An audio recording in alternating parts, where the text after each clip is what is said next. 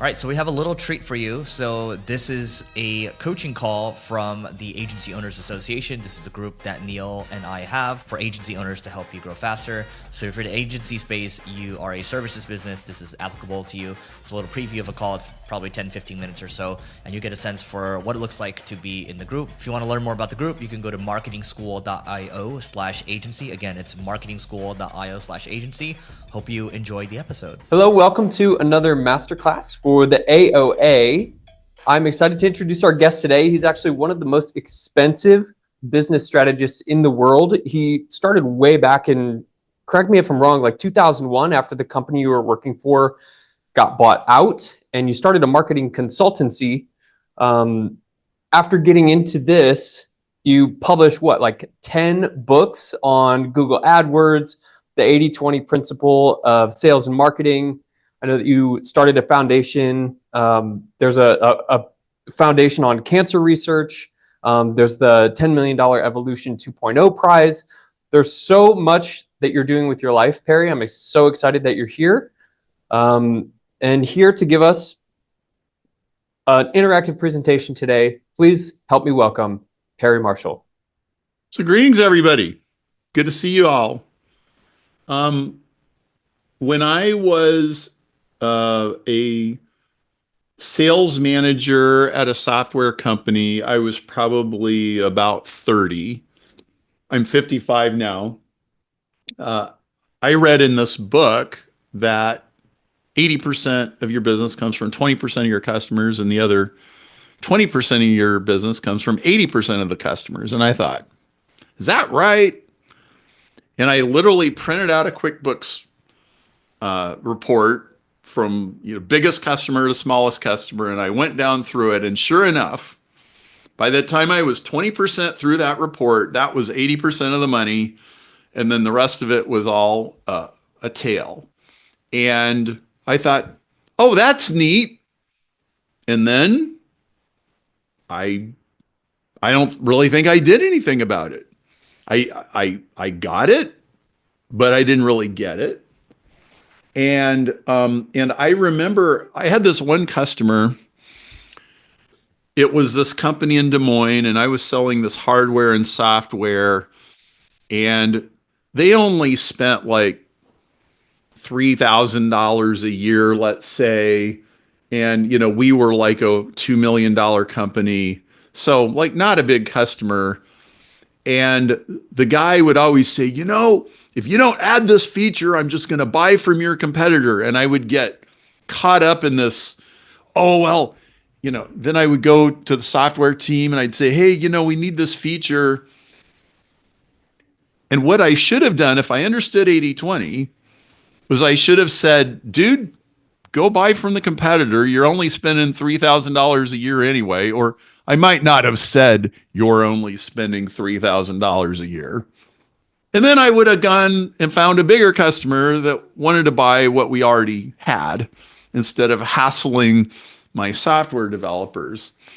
And the point being that I didn't really get it. But let me tell you when I did get it. Fast forward probably 2 or 3 years, I'm in a coffee shop and I'm reading Richard Koch's book, The 80-20 Principle, which had been highly recommended to me. So now I'm actually reading a whole book about 80-20 instead of some sales book that happens to mention it. So I'm kind of immersed in the idea. And he said this thing that just punched me in the face. He said, 80-20 has a lot to do with fractals and chaos theory. Well, chaos theory, I had a book about that.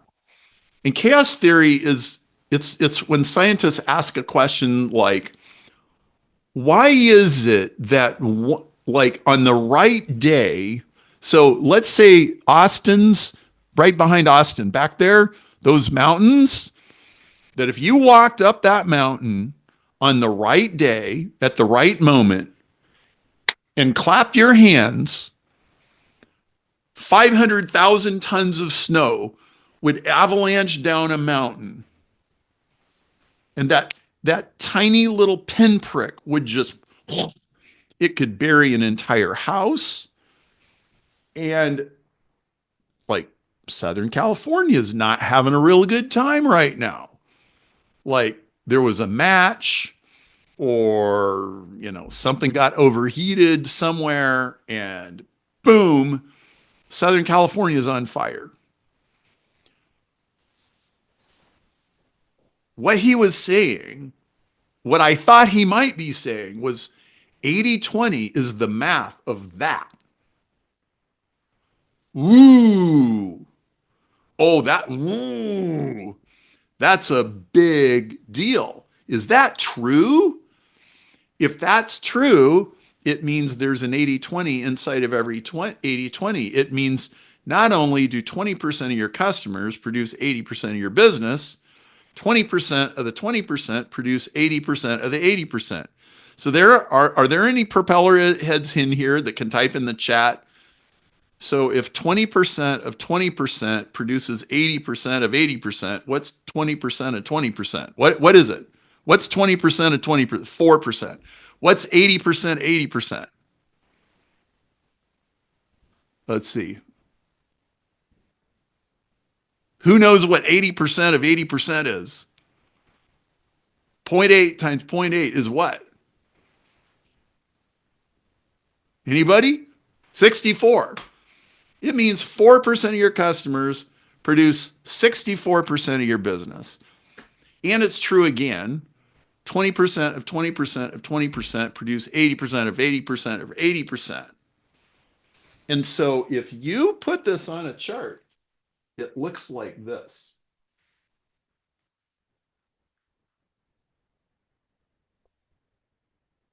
And this right side goes up like crazy. And you know what this means? This means it's like a law of the universe that somebody is going to be as rich as Elon Musk. It's a law of the universe that Fortune 500 companies are going to be a certain size. It's as predictable as the sun rising in the morning, but nobody had ever pointed this out. And my brain set on fire and I went home and I was like, is this right? So at that time, I was about 18 months into my first business. How many of you have been 18 months into your first business at some point in your life? What's it like a year and a half into your business? Could somebody type in the chat, like, what's that roughly like? Is it like chaos, scrambling? Maybe I've got a few clients, but I kind of need a few more. Things are sort of working.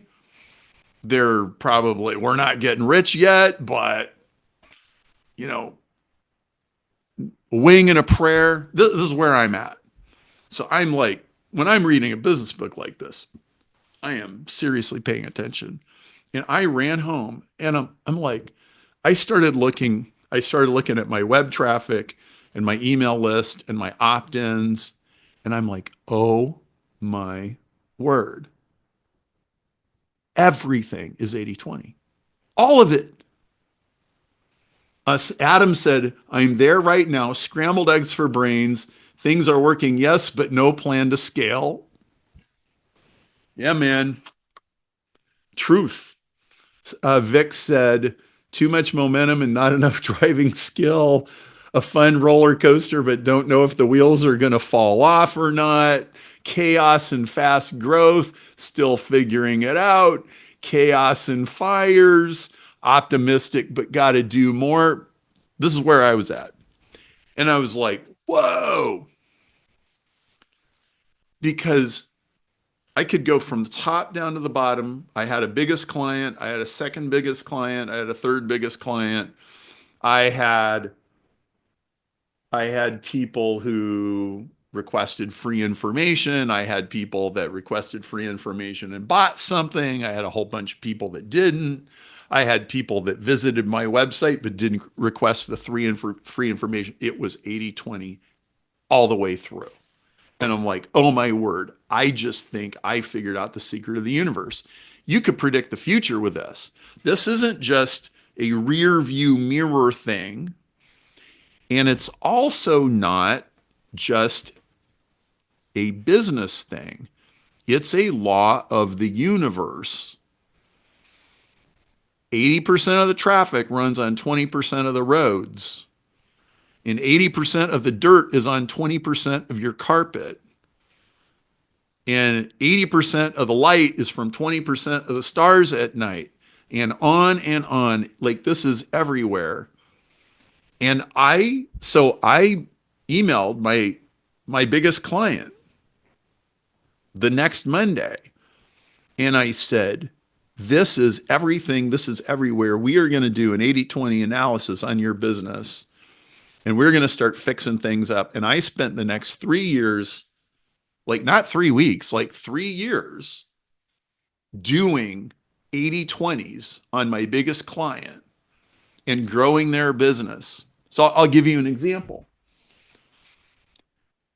At that time, so this is like 2003, my biggest client was buying mailing lists from 16 mailing list brokers and mailing out 1 million catalogs. And it cost them a lot of money to mail out 1 million catalogs. And I said, you know what, guys? 80% of the money is on 20% of these mailing lists. I know this. This is a fact. I don't have to know anything about all those mailing lists. I absolutely know it's a fact just from 80-20. There is more money in 3 of those mailing lists than there is on the other 13. And we are going to figure out which ones they are. So what we did, so they didn't have any way to figure out which mailing list a customer had come from because the way the mailing list industry works. So what we did was we mailed postcards to those lists and we tested them.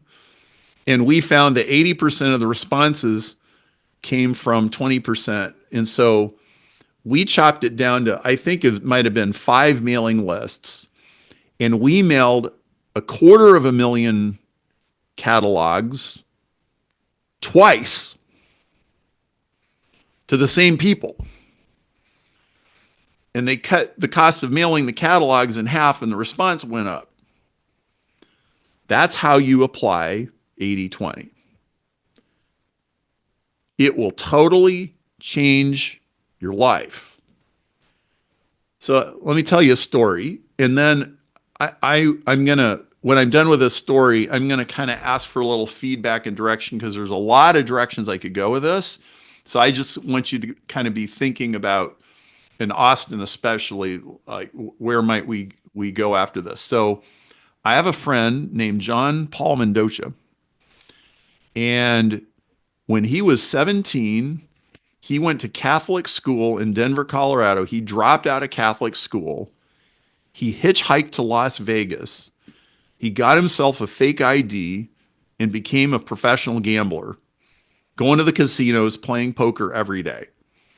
Now, his mother was thrilled about this. Absolutely thrilled. So he is living by his wits.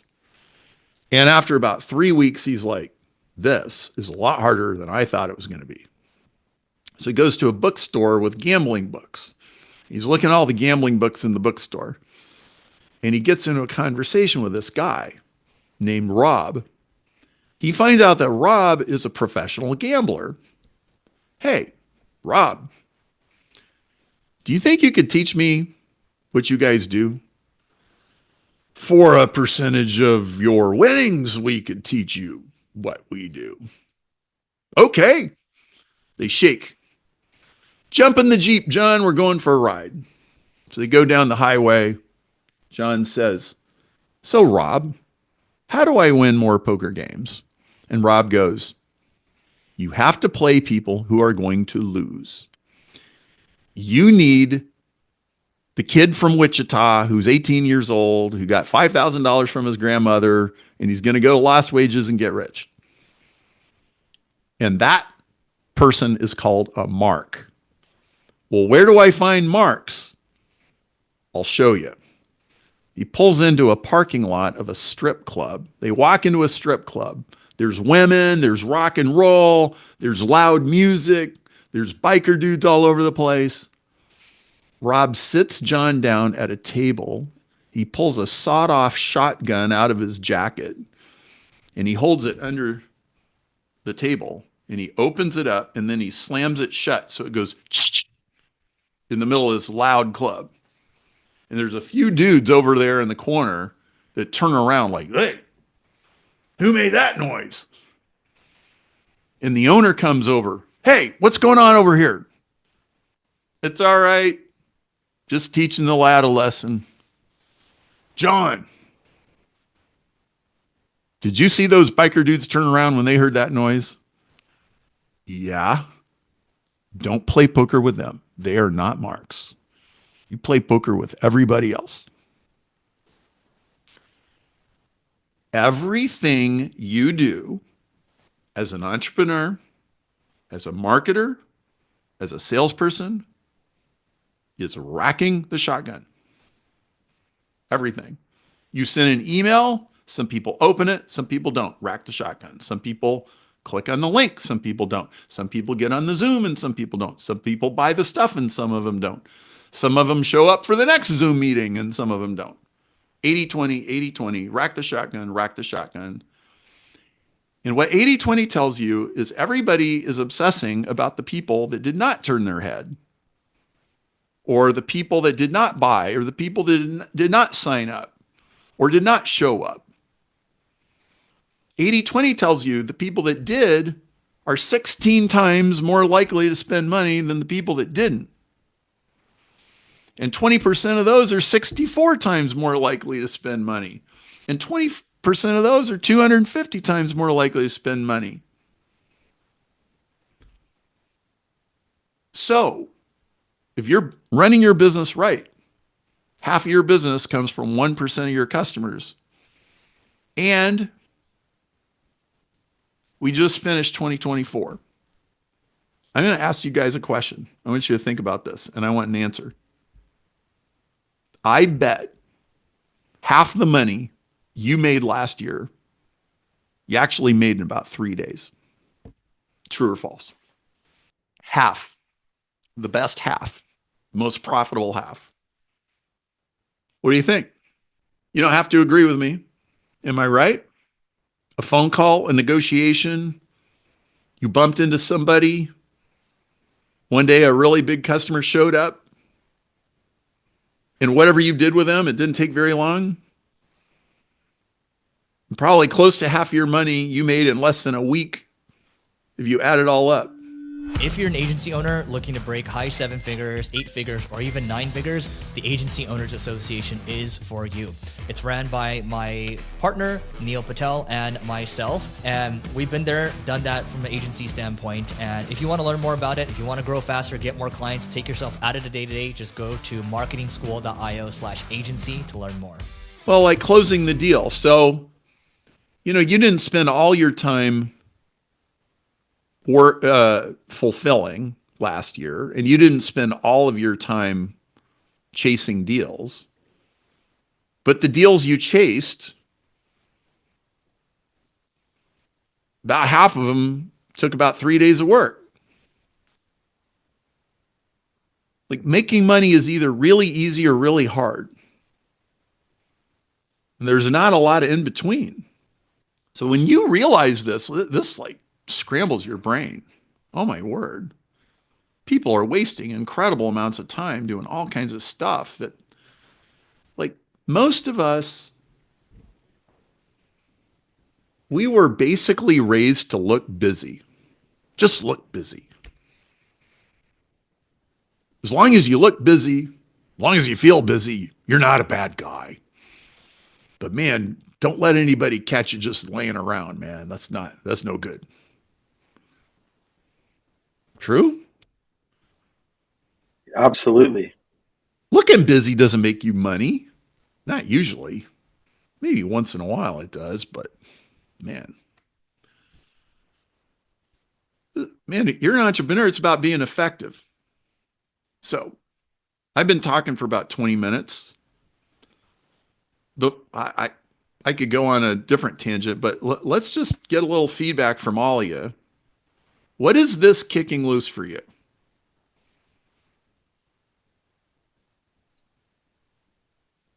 I think for me, it's just looking at it from a whole different angle. I think we do get caught up in the way we do things and how we do things and when we do things. And I mean, I follow a lot of your stuff. So when I need fresh perspective, I'm usually looking at Perry Marshall. So, but yeah, it's making me definitely. I agree with you. If I look at the deals, the big, most of my clients are reoccurring. So it took me a sec to process that. But actually closing the deal, finding them, getting the deal done, I'd say a week, worth of work. Yeah, totally. So one thing that I struggle with listening to this is so the doubling down on the really large clients versus having a balanced portfolio. Because I think one of the things that agencies struggle with, and I've kind of gone back and forth on this model, is when you have really big clients, and inevitably at some point those really big clients are going to move in a different direction, and then you have to fire a bunch of people, which is kind of, I've gone down that path. It's not a fun time, not a fun model. Versus if you have a structure where you have some big clients, but you kind of round out the portfolio with some smaller clients so that if a big one moves on, it doesn't completely crush your business and you don't have to, put a bunch of people out on the street. It's a little bit like investing, right? Like, we might say that NVIDIA is like one of the biggest, hottest stocks right now. So should we put 100% of our 401k into NVIDIA? Probably not. We probably want to diversify. So that's kind of what I struggle with clients. I'd love to get your perspective on that.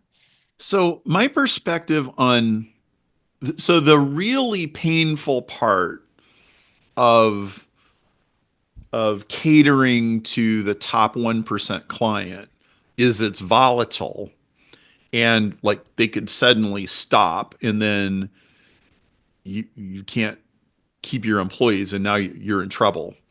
And then if you try to keep them and the client's gone, then you're losing a bunch of money, right? So I think the 80-20 way to think about this is that, so 80-20 says that it's inevitable that the world is volatile, and that these tippy top profit zones they really are much lower friction than everything else while they work. And so I say the question is, how do you structure your team so that when business goes up and down, you can ratchet their hours up and down and not violate expectations? A lot of people I know solve this by having contractors. Like, it has always been the case in my business that my very best people have multiple gigs. And rather than thinking of them as exclusively mine, I benefit from the fact that their other gigs and their other activities feed more ideas and diversity of opinions into their life than if they just worked for me. I also think that this is something that you set at the very beginning of the relationship. And I'd also like to talk about hiring a little bit too, because there are a lot of dimensions to this. If you hire somebody and you say, and they're a 1099, you say, here's how our business works. When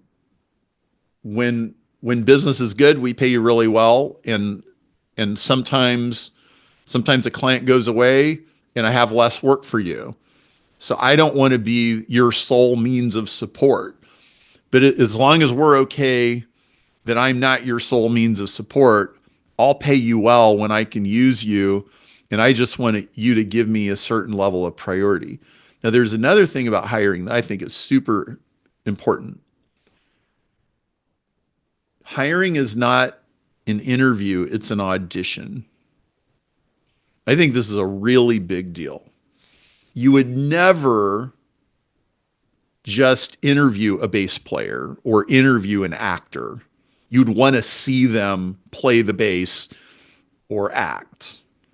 But it's amazing how many companies hire somebody without ever giving them something to do and watching them do it. And so, for some positions, it might make sense to bring them in for an afternoon and give them some jobs to do.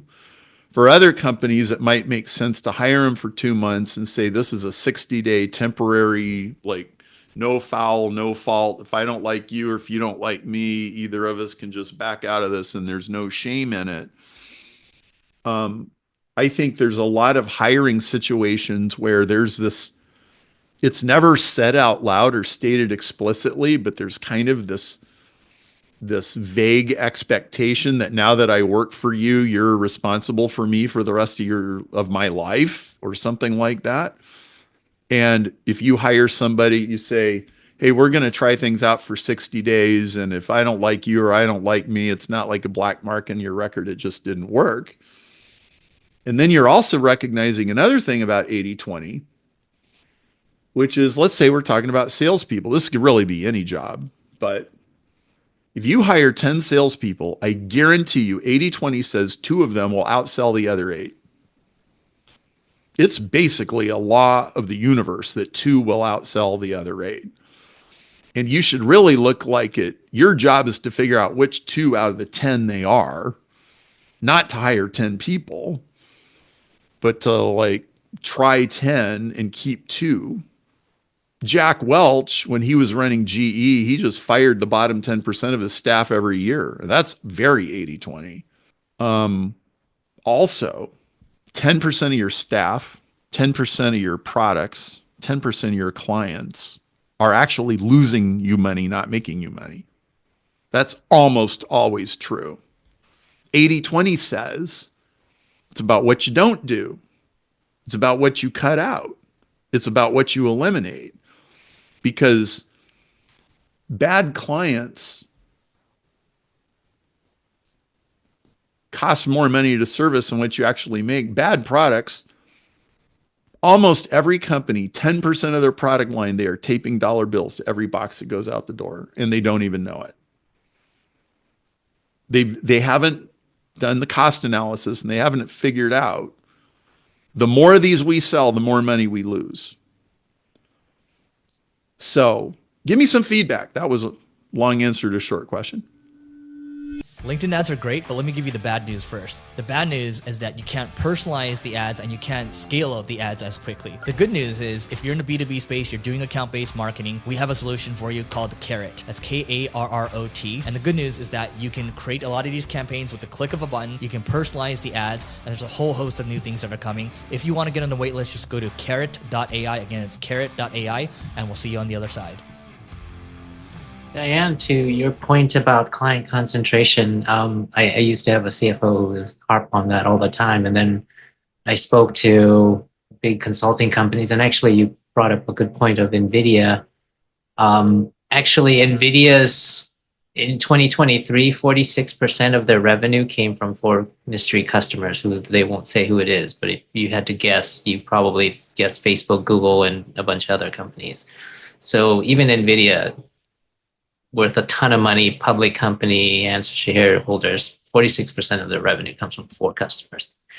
Accenture's the same. They have their platinum clients who are billions and billions of dollars. So it seems like even with products and services and whatever, you just don't, no matter how big, you can't, that rule 80-20 still applies. Yeah, I agree with that. And I mean, we rank our clients as well. So, we kind of group them into a number category based on their the revenue that they bring into the business. And so the team knows that, you work on a number one client before you work on a number three client. They're grouped and they're managed differently, but so we've kind of separated that part. We actually have a separate P&L for like a little mini P&L for our smaller clients because I want to make sure that we're not over delivering. But would I want to just cut that P&L completely out of the business? No, if we can continue to deliver it profitably, then we'll do it. I just don't, we don't. I think in the past we got more in trouble when we weren't separating clients and everyone was a number one, and you can't run a business like that. Absolutely. You have to be very clear about who the good clients are, who the profitable clients are. Here's another version of what I just said. When I hire people on Upwork, which I do quite a bit, I will very often hire 5 or 6. I'll give them all the same project, and then I'll watch what they do. And invariably, 1 or 2 of them are way better than the other 6. And then so I spent what, 50, 100, 150 bucks on each of the ones that didn't really work out. And now I know which ones are really good. And then we just give them more hours and press forward. And it's so tempting to think that you could just read somebody's resume or whatever and pick them. It's like, no, audition, not interview.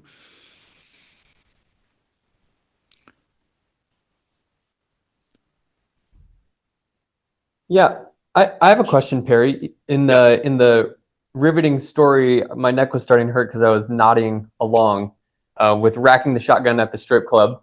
Um, when you say rack the shotgun, you mentioned like emails, probably posting on social media.